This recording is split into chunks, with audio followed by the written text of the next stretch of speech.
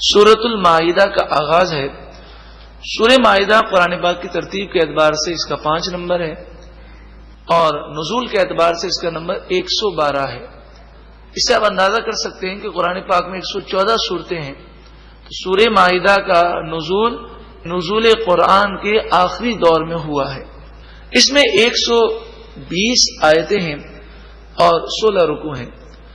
مائدہ دسترخوان کو کہتے ہیں، چمڑے کا وہ دسترخوان جسے زمین پر بچھا کر کھانا کھایا جائے اسے مائدہ کہتے ہیں۔ اس میں اس دسترخوان کا ذکر ہے جو عیسیٰ علیہ السلام پر آسمان سے نازل ہوا، اس مناسبت سے اسے سورہ مائدہ کہتے ہیں۔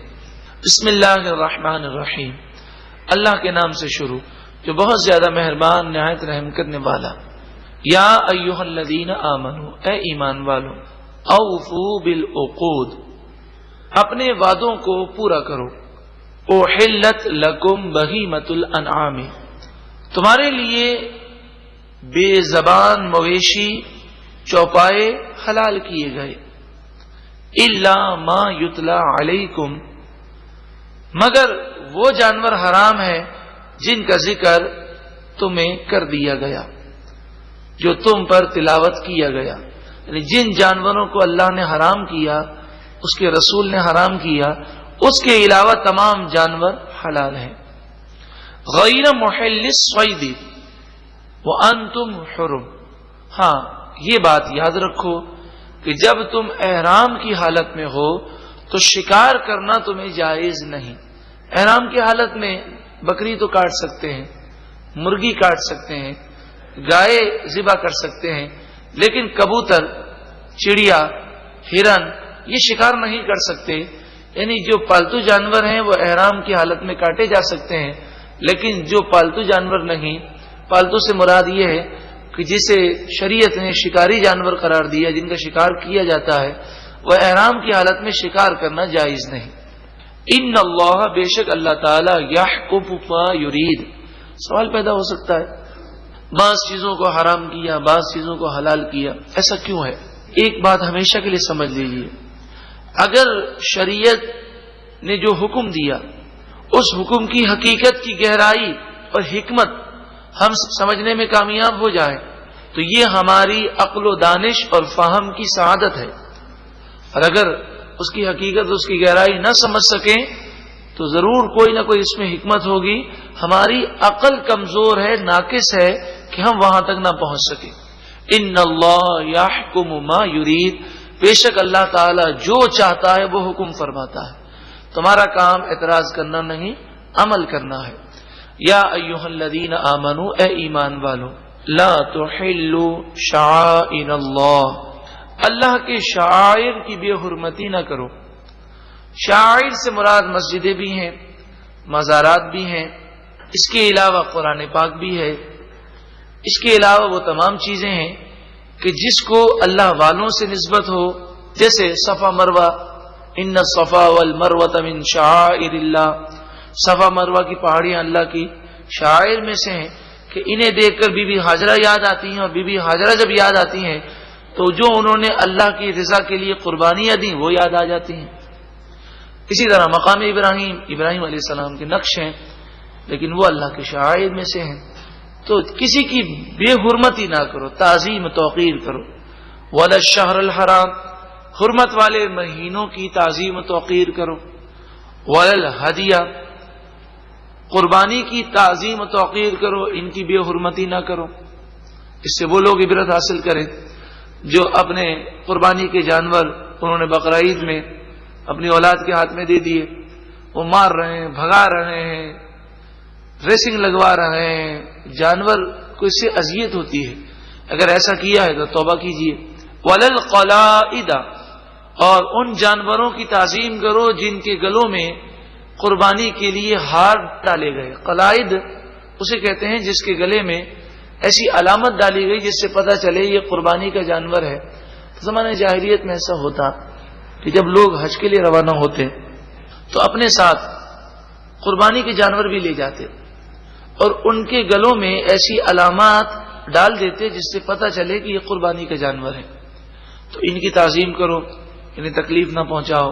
ولا آمین البیت الحرام، اور جو بیت اللہ شریف، بیت الحرام، مسجد حرام، حرم شریف میں پناہ لینے والا ہو اس کی تعظیم کرو اور اسے تکلیف نہ پہنچاؤ.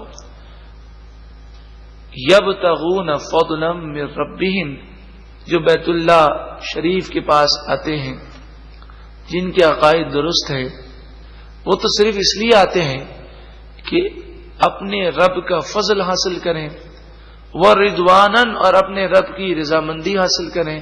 تو ایسے لوگوں کو تنگ نہ کرو. وَإِذَا حَلَلْتُمْ فَاصْطَادُوا، اور جب تم احرام سے باہر آ جاؤ تو شکار کر سکتے ہو، پھر شکار کرنا جائز ہے. وَلَا يَجْرِمَنَّكُمْ شَنَآنُ قَوْمٍ أَن صَدُّوكُمْ عَنِ الْمَسْجِدِ الْحَرَامِ أَن تَعْتَدُوا، جس قوم نے تمہیں مسجد حرام سے روکا اس کی دشمنی تمہیں اس بات پر نہ ابھارے کہ تم ظلم کرو، زیادتی کرو. مسلمانوں کو عمرہ نہ کرنے دیا گیا، تو اب مسلمانوں کو یہ سمجھایا جا رہا ہے کہ مکہ تو فتح ہو گیا، لیکن ایسے لوگوں کے لیے تم ایسا نہ کرنا کہ ان پر کوئی ظلم کرو اور ان سے بدلہ لو، کیونکہ وہ تو اب ایمان لا چکے ہیں. فتح مکہ کے بعد تھوڑے ہی عرصے میں اہل مکہ حضور اقدس صلی اللہ علیہ وسلم پر ایمان لے آئے. وَتَعَاوَنُوا عَلَى الْبِرِّ وَالتَّقْوَى، نیکی اور تقوی پر ایک دوسرے کے ساتھ تعاون کرو. وَلَا تَعَاوَنُوا عَلَى الْإِثْمِ وَالْعُدْوَانِ، گناہ اور زیادتی میں ایک دوسرے کا تعاون نہ کرو. کتنا پیارا درس ہے. ہم کئی گناہ اس وجہ سے کرتے ہیں کہ ذرا دوست کی مروت میں آ گیا، پھر فلاں رشتہ دار کے یہاں شادی تھی تو ہم سارا انتظام کر رہے تھے دوستی کی وجہ سے، رشتہ داری کی وجہ سے. اب انہوں نے میوزیکل پروگرام رکھا تو ہم کہاں جاتے، تو ہم نے وہ انتظام بھی کیا. قرآن مجید فرقان حمید کیا فرماتا ہے کہ گناہ میں ایک دوسرے کا تعاون نہ کرو، کیونکہ سب سے بڑی محبت جو ہے وہ ہمیں اللہ اور اس کے رسول سے ہے. تو اللہ اور اس کے رسول کی نافرمانی کرنے میں ہم کسی کا ساتھ نہیں دیں گے. واتقوا اللہ، اور اللہ سے ڈرو. ان اللہ شدید العقاب، بے شک اللہ تعالی شدید عذاب دینے والا ہے. حرمت علیکم المیتہ، تم پر مردار حرام کیا گیا. والدم، اور خون حرام کیا گیا. مردار سے مراد وہ جانور ہے جو شرعی ذبح کے بغیر مر گیا. اس کی کئی صورتیں ہیں، مثلا جان بوجھ کر اس پر اللہ کا نام نہ لیا گیا، یا اس کی جو 3 رگیں کم از کم کٹنی چاہیے کہ کم از کم 3 رگیں کٹ جائیں، یا کم از کم 4 رگوں کا اکثر حصہ کٹ جائے. وہ نہ کٹا، 2 رگیں کٹی اور وہ مر گیا تو مردار ہو جائے گا. جان بوجھ کر بسم اللہ نہ پڑھنے، اللہ کا نام نہ لینے کی یہ صورت بھی ہے کہ منہ میں پان ہے اور پان منہ میں ہونے کی وجہ سے اللہ کا نام لینے کے لیے زبان ہلی نہیں، یاد تو ہے دل میں نام لے لیا، تب بھی جانور حرام ہو جائے گا. اسی طرح چھری پر 2 آدمیوں نے ہاتھ رکھا اور ایک نے اللہ کا نام لیا، دوسرے نے یہ سوچا ہی مجھے یاد تو ہے اللہ کا نام لینا چاہیے، لیکن اس نے لے لیا مجھے ضرورت نہیں، تب بھی جانور مردار ہو جائے گا. اسی طرح سیٹھ صاحب نے، حاجی صاحب نے سوچا کہ بھئی مجھے قربانی کرنی چاہیے، فضیلت میں حاصل کروں. انہوں نے پڑھا بسم اللہ اللہ اکبر اور چھری چلائی، لیکن چھری نہ چلا سکے. ابھی ایک رگ بھی نہیں کٹی اور کسائی نے ان کے ہاتھ سے چھری لے لی کہ وہ کانپ رہے ہیں، اور کسائی نے جانور ذبح کر دیا. اور کسائی نے تو اللہ اکبر یعنی اللہ کا نام لینا، بسم اللہ پڑھنا وہ بھولا نہیں، اسے یاد ہے، لیکن اس نے یہ گمان کیا کہ حاجی صاحب نے پڑھ لیا مجھے پڑھنے کی کیا ضرورت ہے. تو اس صورت میں جانور مردار ہو جائے گا. تو اس لیے آپ ہمیشہ احتیاط کریں، جب بھی قربانی ہو تو جانور کو ذبح کرنے سے پہلے تمام جتنے لوگ پکڑے ہوئے ہوں سب سے کہیں دیکھیں جب میں ذبح کرنے لگوں تو سب کو بسم اللہ یا اللہ اکبر زور سے پڑھنا ہے. اس کا فائدہ یہ ہوگا کہ اگر جانور بھاگنے لگا اور کسی نے بھی چھری لے کر اس کو ذبح کر دیا تو پھر ایسا نہیں ہوگا کہ اس نے جان بوجھ کر اللہ کا نام نہ لیا. اور ذبح کی جہاں تک بات آئی تو بقرعید میں یہ منظر دیکھ کر بڑا دل سردہ ہوتا ہے کہ مسلمانوں کو نہ جانے کیا ہو گیا ہے، احتیاط نہیں کرتے. کسائیوں کو یہ دیکھا گیا کہ وہ جانور ذبح کرتے ہیں، ذبح کرنے کے بعد جب وہ ایک دفعہ گلا کاٹ دیتے ہیں، پھر ہم نے دیکھا ہوگا کہ کسائی دو کام کرتے ہیں. بعض کسائی فوراً کرتے ہیں اور بعض 1 منٹ کے بعد کرتے ہیں. وہ کیا کرتے ہیں کہ وہ تھوڑا سا گلے کی طرف کھال کو تھوڑا سا چیر کر وہ چھری اندر ڈالتے ہیں اور پھر آپ دیکھتے ہیں جانور فوراً ٹھنڈا ہو جاتا ہے. یہ حرام ہے، سخت گناہ ہے، کیونکہ 4 رگیں کاٹنے کے بعد چھری کا استعمال جب تک جان نہ نکل جائے یہ حرام ہے. آپ نے دیکھا ہوگا کسائیوں کو وہ پیٹ پر زور زور سے دباتے ہیں، اس کی جان نکل رہی ہے اور وہ دباتے ہیں، یہ بھی حرام ہے. تو ہم نے نہیں روکا تو ہم گناہگار ہوئے، ہمیں اس کی بھی توبہ کرنی پڑے گی.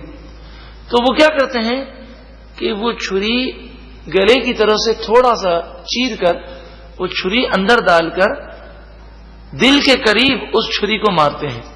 تو دل کے ارد گرد ایک جھلی ہوتی ہے، وہ جھلی جب کٹ جاتی ہے تو دل حرکت کرنا بند کر دیتا ہے. اس طرح جانور فوراً ٹھنڈا ہو جاتا ہے. دوسری صورت وہ یہ کرتے ہیں کہ اصل میں دماغ جو ہے یہ جانور کا زندہ ہوتا ہے، وہ دماغ خون مانگ رہا ہوتا ہے اور وہ خون دل پمپ کر رہا ہوتا ہے، لیکن رگ کٹی ہوئی ہوتی ہے اس لیے خون باہر جا رہا ہوتا ہے. تو دماغ کو یہ ختم کرنے کے لیے اس طرح کرتے ہیں کبھی کبھی 4 رگیں کاٹنے کے بعد آپ دیکھیے گا کہ وہ چھری کو سیدھا کرتے ہیں، سیدھا کر کے جہاں 4 رگیں کاٹی ہیں وہیں گھومتے ہیں آہستہ سے، کوئی بظاہر مشکل کام نہیں لگتا. اور پیچھے گردن کے پیچھے آپ دیکھیں گے ریڑھ کی ہڈی جا رہی ہے. اس ریڑھ کی ہڈی میں حرام مغز ہوتا ہے، وہ حرام مغز کو کاٹ دیتے ہیں. تو اس طرح اس کا دماغ سے رابطہ ختم ہو جاتا ہے، جانور فوراً ٹھنڈا ہو جاتا ہے. یہ بہت بڑا گناہ ہے، حرام ہے. حرام ہونا اپنی جگہ ہے. ایک سائنسی تحقیق میں نے اخبار میں پڑھی، انہوں نے کہا تھا کہ اس سے بے شمار بیماریاں گوشت میں پیدا ہو جاتی ہیں، کیونکہ خون سارا نکل نہیں پاتا. جانور کا دل بند ہو گیا، دماغ نے کام کرنا چھوڑ دیا تو وہ خون کی پمپنگ جو ہے وہ رک جاتی ہے. اس سے وہ خون گوشت میں سرایت کر جاتا ہے. کینسر، ایڈز، ٹی بی اور نہ جانے کتنے امراض وہ گوشت پیدا کرتا ہے. اب آپ سوچیں، ایک تو حرام کام کیا، دوسرا ہمارے لیے مضر صحت بھی ہے. لیکن یہ کسائی کیوں کرتے ہیں؟ کیونکہ انہیں چاہیے جلدی ٹھنڈا ہو، جلدی یہ کھال اتاریں، جلدی یہاں سے جان چھوٹے تو دوسرا گھاگ پکڑ لیں. تو ہمیشہ یاد رکھیں جب بھی جانور ذبح کریں اسے پہلے سمجھا دیں یہ 2 کام تمہیں نہیں کرنے. ایک تو حرام مغز پر چھری نہیں لگانی، چھری سیدھی کر کے، اور دوسرا کام یہ نہیں کرنا کہ گلے کی طرف کاٹ کر چھری تم نے جو ہے دل کے قریب نہیں لے جانی. اس موقع پر یہ کسائی آپ کو یہ کہیں گے ارے کیا ہو گیا ہے، اگر ایسا نہ کرے تو خون پھنس جاتا ہے، یہ ہو جاتا ہے، وہ ہو جاتا ہے، یہ تو آدھے گھنٹے تک ٹھنڈا نہیں ہوگا. تو آپ کہیں کہ اگر ایسا کیا نا تو ہم تمہیں 1 پائی نہیں دیں گے. اب آپ دیکھیں یہ پیسے کی خاطر یہ بھولیں گے نہیں، اور اگر آپ نے سختی نہ کی تو پتہ کیا کریں گے، ذرا آپ کی نگاہ پھری فوراً یہ کام کر دیں گے، اور آپ نے پکڑا تو فوراً کہیں گے حاجی صاحب غلطی ہو گئی، آپ معاف کر دیں، ہماری توجہ نہیں رہی. تو انہیں پہلے سے سختی سے کہہ دیں کہ اگر ایسا کیا تو ہم تمہیں بھگا دیں گے، ہم تمہیں پیسے نہیں دیں گے. تو پھر یہ ایسا ظلم نہیں کریں گے. قربانی کا جانور ہے، اس پر ایسا ظلم کیوں کیا جائے؟ اور ہم اپنے گھر میں موجود ہو کر ظلم کو نہ روکیں تو ہم کتنے بڑے ظالم ہیں کہ اس کی جان نکل لگی ہے اور اس قدر بڑا ظلم کیا جائے کہ اس سے اس کو تکلیف بھی بہت زیادہ ہوتی ہے. اللہ تعالی مسلمانوں کو عقل سلیم عطا فرمائے. اور اگر ہم سے آج تک ایسا ہو گیا تو ہم اللہ کی بارگاہ میں توبہ بھی کریں. اللہ تعالی ہماری قربانیوں کو محفوظ فرمائے، قبول و منظور فرمائے، اور غلطیوں کو تائیوں سے ہمیں محفوظ فرمائے.